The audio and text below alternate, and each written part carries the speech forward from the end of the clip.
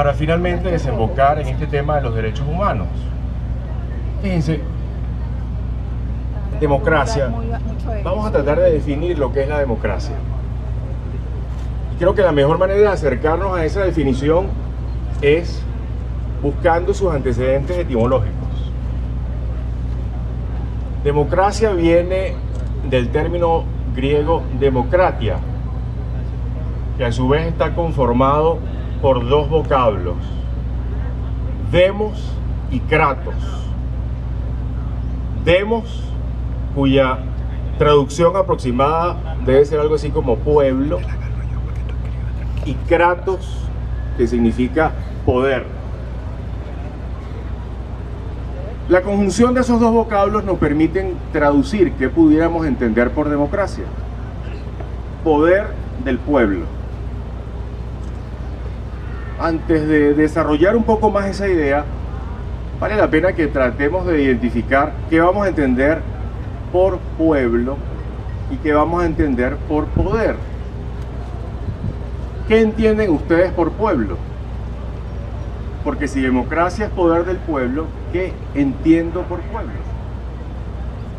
A ver, los escucho. Los ciudadanos, ¿qué es pueblo? Los ciudadanos que conforman... Los ciudadanos, dice acá un compañero. Todos los ciudadanos, algunos ciudadanos, todos. Bueno, fíjense, esa es una lectura, esa es una posibilidad. Los griegos, cuando acuñaron esta expresión de pueblo, le dieron 4 acepciones. Decían, bueno, pueden ser todos, pueden ser algunos, puede ser la mayoría, puede ser la multitud. Y los griegos utilizaban el término pueblo en cualquiera de estas acepciones. Fíjense bien. El origen de la democracia, que es en Grecia, significa que el pueblo, ese término, tenía 4 acepciones. No siempre hacían referencia a todos. La multitud en Grecia tenía un significado muy importante. Ahora, la mayoría también lo tenía, y esa mayoría podía ser mayoría absoluta o calificada y mayoría relativa o simple. Así que lo primero que tenemos que ver es que en Grecia el término pueblo tenía muchas acepciones. Esa acepción de pueblo en Grecia, de repente comencé a hablar como un cantante, no sé qué pasó aquí. Bueno, esa acepción de pueblo, o esas acepciones de pueblo que había en Grecia, luego son unificadas por los romanos con el término populum. El populum para los romanos era un concepto estrictamente jurídico, pero también el populum era una entidad donde no participaban todos, sino solo algunos. Los ciudadanos romanos eran pueblo. Esa concepción de pueblo selectiva de los romanos se extiende por mucho tiempo, hasta la Edad Media.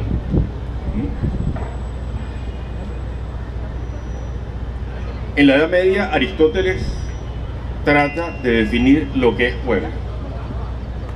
Y dice, pueblo solamente son los pobres, dice Aristóteles. Y esa definición aristotélica de pueblo, luego Marx la retoma y dice, no, pueblo solamente va a ser el proletariado. Por lo cual, si pueblo es solo el proletariado, estamos hablando que esa concepción de pueblo hace referencia a una parte de ese todo, no a la totalidad de lo que inicialmente se entendió como pueblo por los griegos. ¿Ok? Entonces tenemos Marx diciéndonos pueblo es el proletariado. Y esa concepción así se mantuvo durante algún tiempo, hasta que modernamente pueblo se va a entender dentro de la acepción democrática como mayoría. Pueblo va a ser la mayoría en una democracia. Pero pudiéramos preguntarnos, bueno, pero ¿cuál mayoría? ¿La mayoría absoluta? ¿La mayoría relativa? Y cuidado, porque la mayoría entraña una amenaza, que es la tiranía de las mayorías. Dentro de esa concepción de pueblo como mayoría, inicialmente se pensó que derechos solamente tenían los que pertenecían a esa mayoría.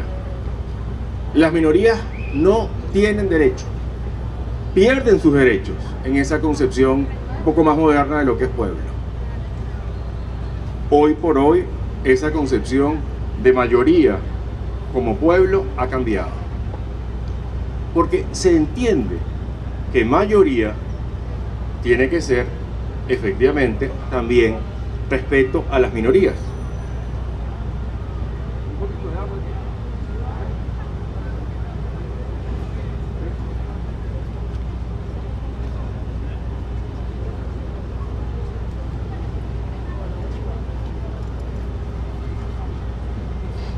Entonces fíjense, hoy por hoy pueblo es mayoría, pero no mayoría absoluta, no mayoría que pisa,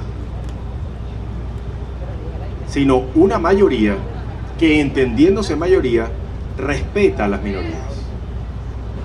Hoy por hoy, en el mundo occidental, de esa manera se entiende la palabra pueblo. Luego de haber definido lo que se entiende hoy por hoy la palabra pueblo, vale la pena que definamos lo que es poder, porque hemos dicho que democracia, poder del pueblo, tiene por un lado pueblo, que ya lo definimos desde sus orígenes históricos hasta el día de hoy, y que tenemos que definir qué es poder. ¿Qué es poder? ¿Qué entienden ustedes por poder? A ver, ¿qué entienden ustedes por poder?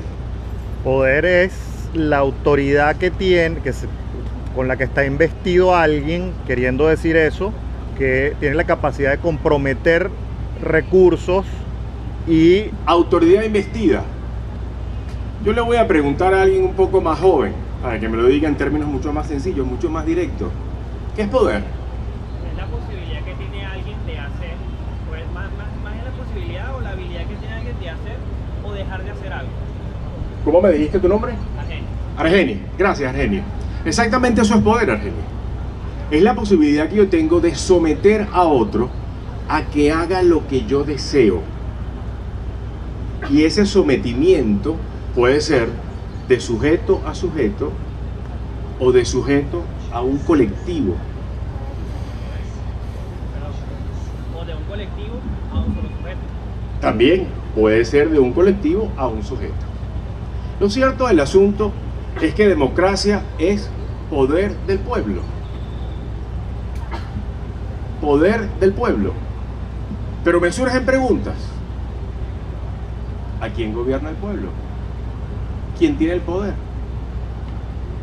¿A quién somete el pueblo cuando ejerce el poder? Democracia es poder del pueblo. ¿Pero a quién somete el pueblo? Al pueblo. ¿Eso no les parece una contradicción? Bueno, entonces tenemos que resolver esta ecuación que ya de por sí suena como misteriosa. ¿Cómo es eso de que democracia es poder del pueblo? Es decir, el pueblo es el que manda, pero ¿a quién manda el pueblo? a las autoridades electas.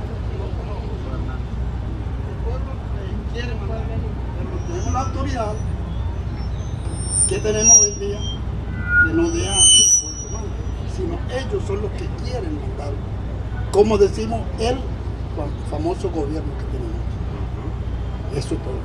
El pueblo prácticamente lo tienen humillado. estudiantes, trabajadores, todos los que tenemos, estamos fuera de combate, decimos ahorita, pero tenemos que combatir, porque la fuerza es del pueblo. Muy bien, No es causa aquí esta intervención. ¿Alguien más quiere agregar algo? Argenis, a ver, cuéntanos. Algo que es sobre la pirámide de poder, en donde la base, que somos nosotros, estamos aquí, elige a una persona para tomar las decisiones, para que ejerza nuestro poder. Nosotros le cedemos el poder y que tome las decisiones que deberían estar congraciadas con lo que nosotros pensamos, porque estamos eligiendo a la persona que supuestamente piensa como nosotros, o por lo menos va a tomar las decisiones que nosotros queremos que pasen. Argenis está diciendo algo muy inteligente. Para que el pueblo pueda ostentar el poder, necesariamente tiene que constituirse, edificarse una democracia representativa. Una democracia representativa, fíjense bien, que significa un fenómeno interesante. Anoche, cuando repensaba qué les decía hoy, decía, ¿cómo les explico ese fenómeno que es como muy parecido a una especie de rebote? ¿Cómo es eso? Fíjense, en la democracia se instituye una democracia representativa en la cual van a haber unos gobernantes que necesariamente, aritméticamente, son minoría. Siempre son un grupo más pequeño que el de los gobernados. Entonces van a haber gobernantes, gobernados. Eso significa una democracia. Por cierto, cuando hablo de democracia al día de hoy, modernamente, me estoy refiriendo a las democracias occidentales, a las democracias liberales, donde se ha dado este fenómeno de rebote, es decir, un fenómeno en el cual de manera ascendente se eligen unos representantes y de manera descendente hay unos gobernados o representados. Ahora la pregunta es, ese fenómeno de rebote, ¿cómo se da? ¿Cómo se produce? ¿Cómo van a haber gobernantes y gobernados? A ver, los escucho. Elecciones. Ok, elecciones, muy bien.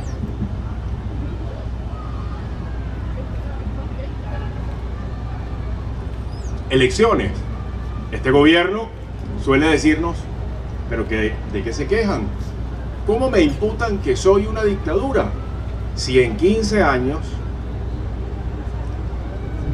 han habido 19, 20 elecciones. Bueno, la democracia representativa, la democracia liberal, la democracia moderna es mucho más que elecciones. Porque resulta que las elecciones, primero que todo, y entremos en materia en este tema de las elecciones, que es como se produce ese fenómeno solo en democracia, donde van a haber gobernantes y gobernados, esas elecciones tienen que ser libres y justas, transparentes. Me acuerdo de un magistrado ponente de la destitución de Escarano que dijo, ¿cómo fue que dijo? Transparente. Bueno, ¿qué tendría en la mente? Fíjense. Ahora fíjense, elecciones libres. ¿Qué significan elecciones libres? ¿Qué significan elecciones libres allá? Democracia. ¿Pero qué significa que sean libres? Las mismas condiciones. Ajá. Libre significa, como ustedes lo dicen, que la opinión que se forme el elector se haga de manera libre.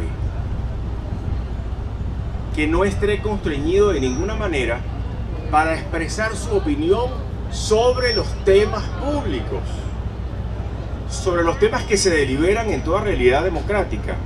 Eso significa elecciones libres, pero además, elecciones libres también significa que cuando yo manifiesto mi opinión, no pueden haber consecuencias adversas o negativas a esa manifestación de mi opinión. No me vas a botar del trabajo, no me vas a obligar a ir a marchas, Resumen. no me vas a hacer decir lo que no quiero decir. ¿Ah? Que se puede resumir en la lista. Elecciones libres. Democracia representativa significa elecciones libres y justas. ¿Dónde está la justeza de unas elecciones? Bueno, muy bien, en la igualdad de oportunidades. Todos arrancamos del mismo sitio en esa justa electoral, en esa competencia electoral. Todos arrancamos desde la misma posición, ¿ok? Luego, fíjense, el tema de las elecciones necesariamente nos vincula con el tema de la opinión pública. Las elecciones son una manifestación de la opinión pública, son una manifestación de la opinión del público. Así que democracia es gobierno de opinión pública. Es una acción de gobierno que descansa en la opinión pública, que descansa en la opinión del público. Así que democracia representativa significa ese interesante fenómeno donde se produce la elección de unos gobernantes, pocos, y hay unos gobernados. Eso a través de elecciones, elecciones libres y justas, elecciones que significan opinión pública. Luego, tenemos ahora que conversar con el tema de la participación. Algunos de los que están acá seguramente me dirán, mire, pero es que la democracia representativa, la democracia en la que elijo unos representantes, unos gobernantes, es una trampa. Porque es una democracia de minorías. Ronda seguramente en nuestras cabezas la imagen en la cual una democracia directa, asamblearia, refrendaria, es una verdadera democracia. ¿Por qué? Porque nos conecta con el concepto griego de democracia. Poder del pueblo.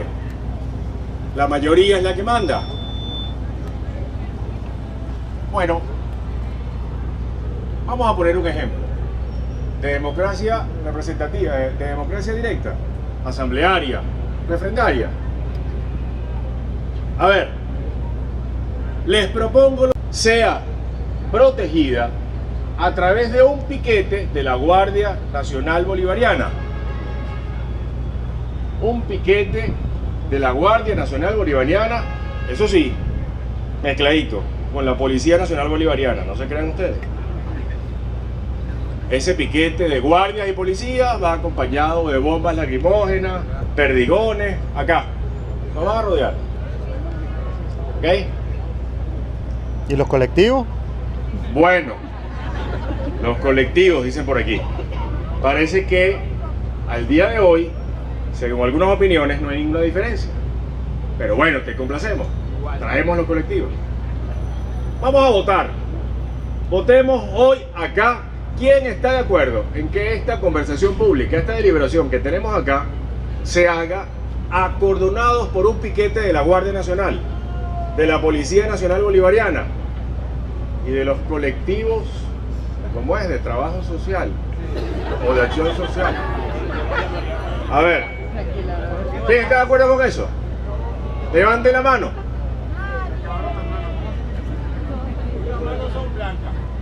Allá.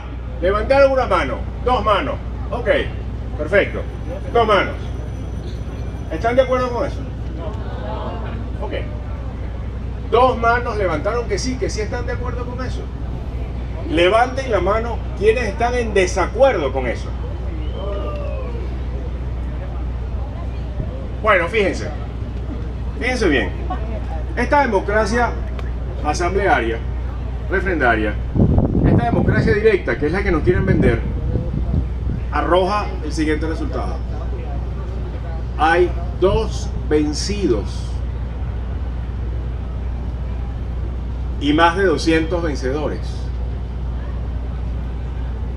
En esa democracia directa, en esa democracia refrendaria, no hay posibilidad de participar en la decisión. No todos forman parte de la decisión.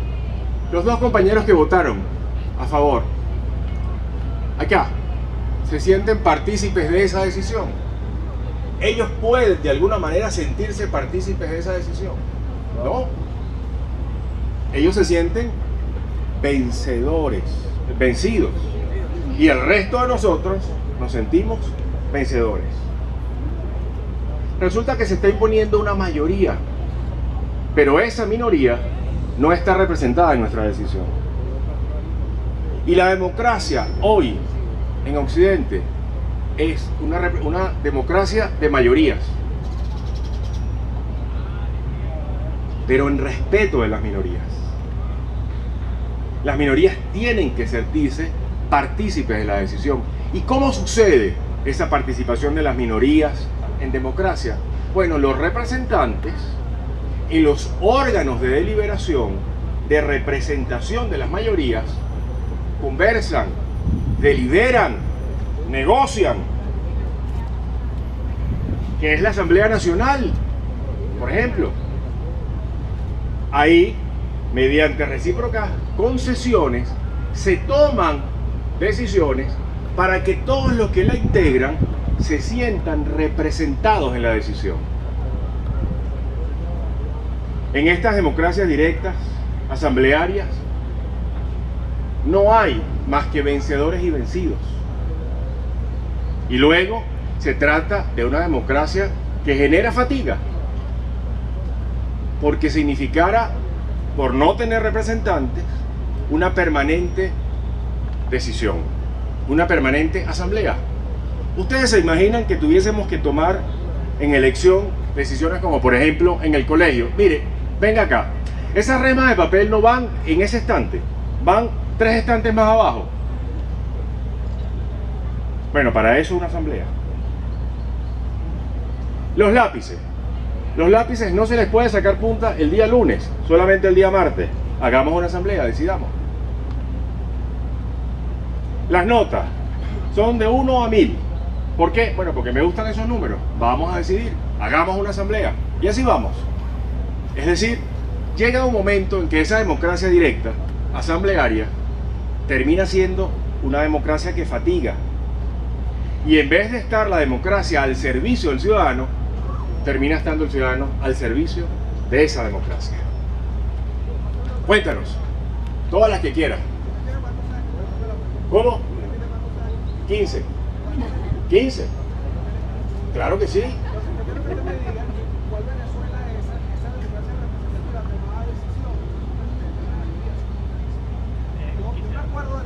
Disculpe, amigo, puede, si quiere puede venir y usar el micrófono para que todos escuchemos.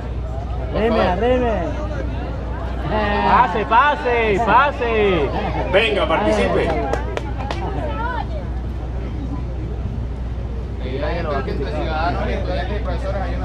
Bueno, veo que aquí hay UCBistas, ¿no? Yo soy ingeniero graduado de la UCB.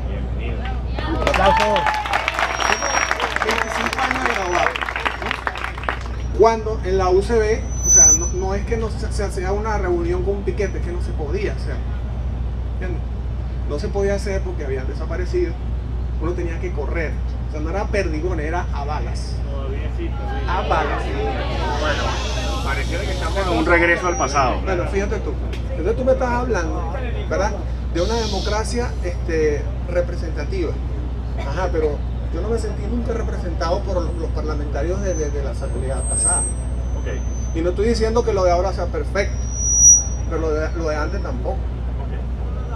Ahora fíjense bien. Usted debe saber de toda la cantidad de desaparecidos que hubo, torturados, man. ¿O no se acuerdan? Claro que me acuerdo. Fíjense, ahí la pregunta sería, ¿cuál es el defecto?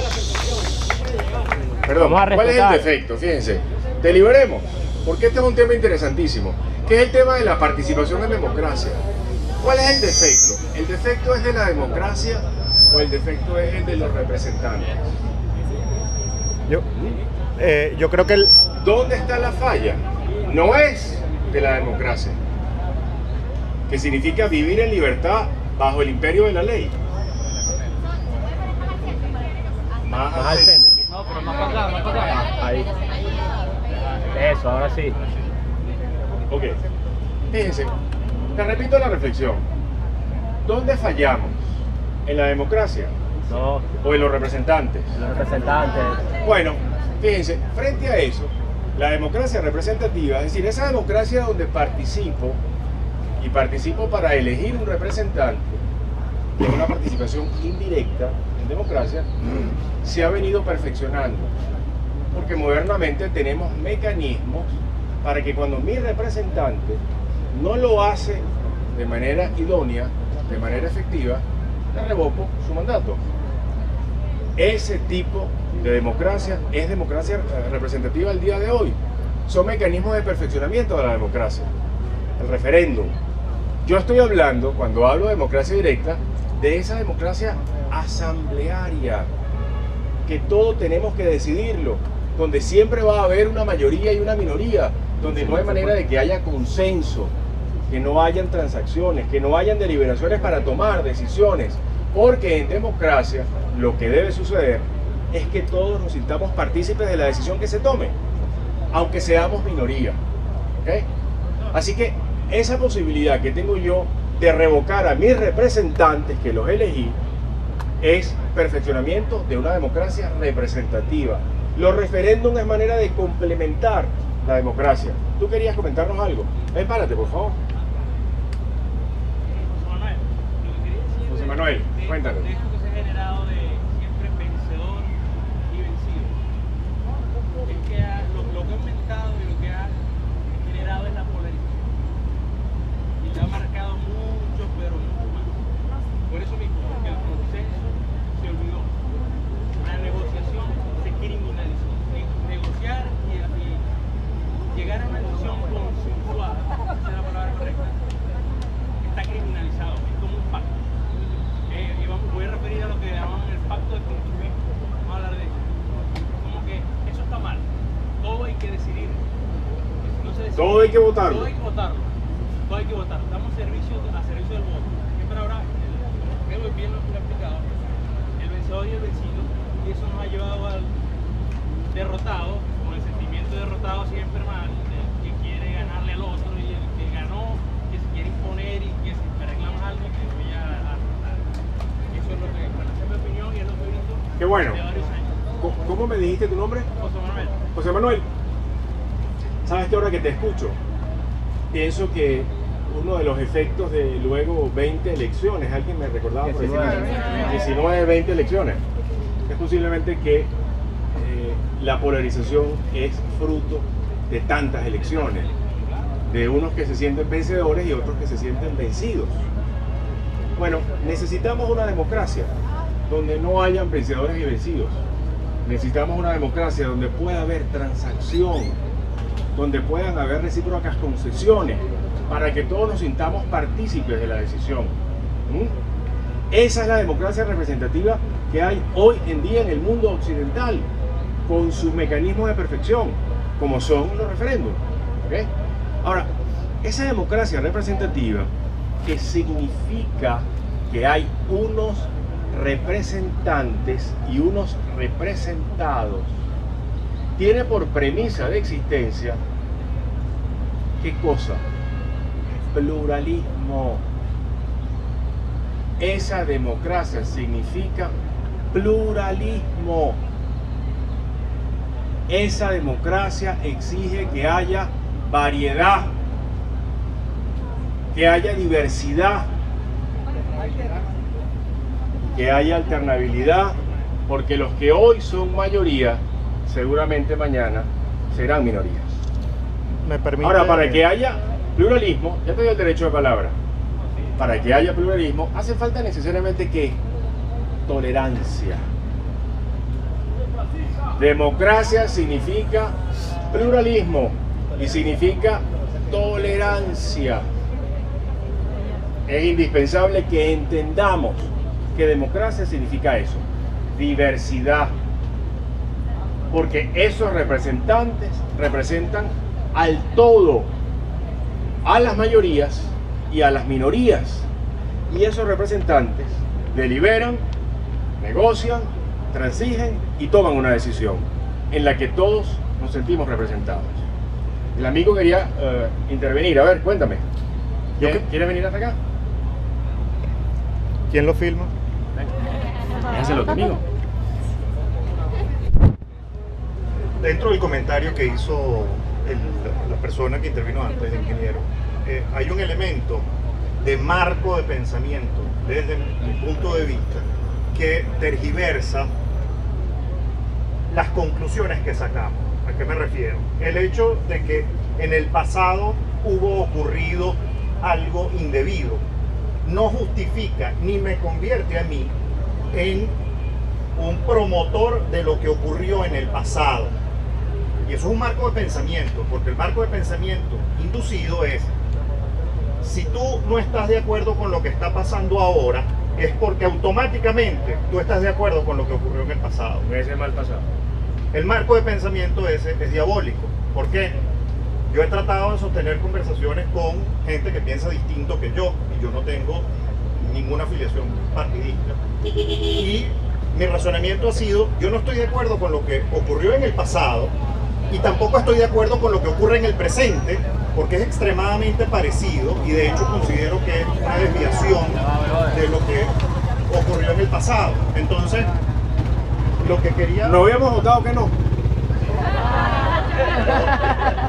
Lo peor es hacerle caso. Lo que quería comentarle al compañero que habló antes es que no podemos estar más de acuerdo. Y de hecho, si él escoge ser cónsono con la lógica que presenta, él va a llegar a la conclusión de que está de acuerdo conmigo. Es decir, lo que hubo en el pasado es desdeñable, es condenable. Y por esa razón, lo que está ocurriendo ahora también lo es. Ese era mi...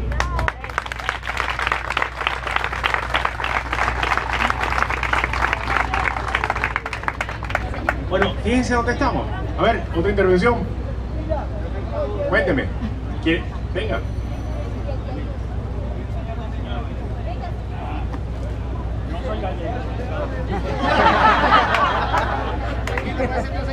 Yo quiero destacar algo aquí muy importante con lo que se está discutiendo. Hay que diferenciar claramente qué es una democracia y qué es una democracia. Nuestra democracia, hombre como yo de bastante edad, no sé si me la calculan, pero son bastantes. ¿Le puede decir, perdón? 16. 19. Le puedo decir lo siguiente: en la verdadera democracia, ¿no? Al menos en la democracia moderna, las 2 o 3 o 4 partes son hasta beligerantes, pero nunca enemigas, ¿no? En este momento no estamos viviendo una democracia. Aquí hay un grupo de demócratas representado maravillosamente, pero no me extrañaría que en la siguiente esquina haya un grupo de otros no demócratas que están buscando cómo buscarnos pleitos, pasar con una moto, hacer daño, provocar. Porque ellos no tienen el concepto de la democracia, sino del dominio.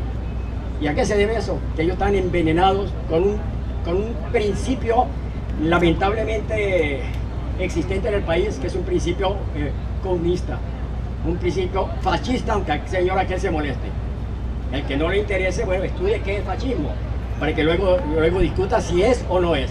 Ahora, todo régimen de tipo extremista, llámese nazismo, llámese comunismo, llámese fascismo, lo que sea, no tiene concepto del diálogo, sino del dominio. Y entonces, en este momento estamos viviendo esa terrible y triste realidad. No tenemos contrincante, tenemos enemigo.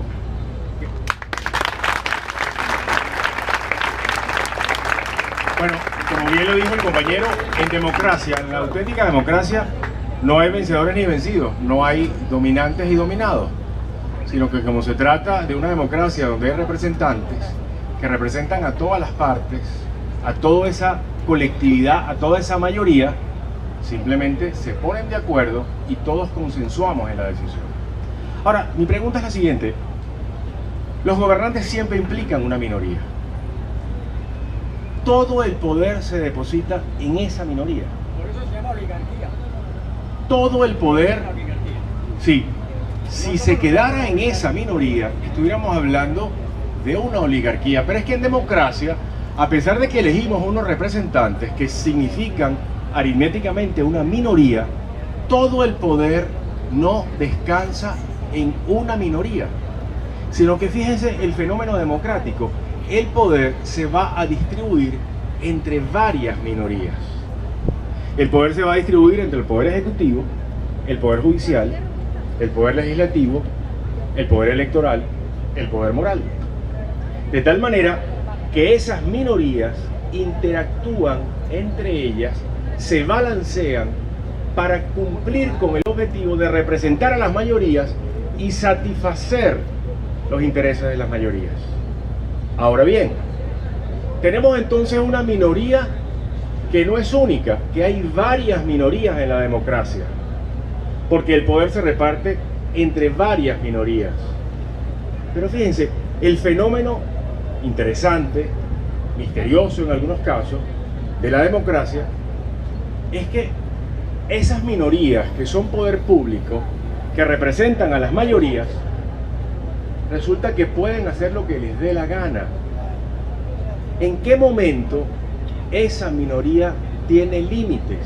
¿Qué le pone límites a esa minoría que se constituye en poder público? A ver. La normativa legal que no le para. La normativa, el derecho, la ley. Si alguien me preguntara hoy qué significa democracia, significa imperio de la ley.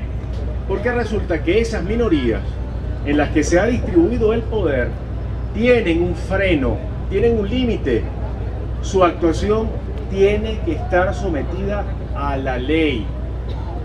Y es acá donde aparece el fundamental derecho humano de todo ciudadano que vive en democracia. ¿Qué es cuál? La libertad. ¿Por qué? Porque la ley, al convertirse en freno, hace que los poderes públicos no entraven mi vida, no me coloquen impedimentos, no me coloquen obstáculos. Es decir, estamos hablando de la comúnmente conocida libertad política, esa que ustedes estudiantes están en las calles hoy protestando, cuando dice queremos vivir en libertad. ¿Qué están diciendo con eso? Lo que nos están diciendo es no queremos más impedimentos, no queremos más obstáculos, no queremos más barreras, no queremos más piquetes. Eso es lo que nos están diciendo, que tengamos libertad política, y esa libertad es libertad negativa, que no tenga obstáculos para poder desarrollar mi plan de vida. Porque una vez que esa libertad política está garantizada, esa libertad negativa, como se llaman teóricamente, entonces podemos hablar de libertades positivas. Libertad para invertir, libertad para estudiar, libertad para hacer todo cuanto quiera hacer. Tenemos una pregunta aquí, a ver. Mire, los políticos manipuladores de masa manipulan y ahí lo deben tirar. Ahora díganme usted, ¿en qué está? ¿Democracia, dictadura o tiranía? ¿En qué está? Ahora yo le voy a decir. Y si me da la gana, saqué este coño de madre y mandarlo para La Habana. Bueno.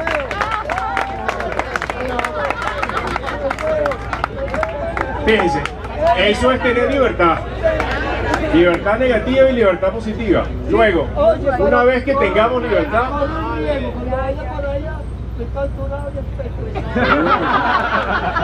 señores, batalla. Una vez que tenemos libertad, podemos hablar de derechos humanos, porque cualquier derecho humano descansa en la libertad. Y para que haya libertad, como les he dicho, tiene que haber ley, tiene que haber una minoría gobernante que someta sus actuaciones a la ley.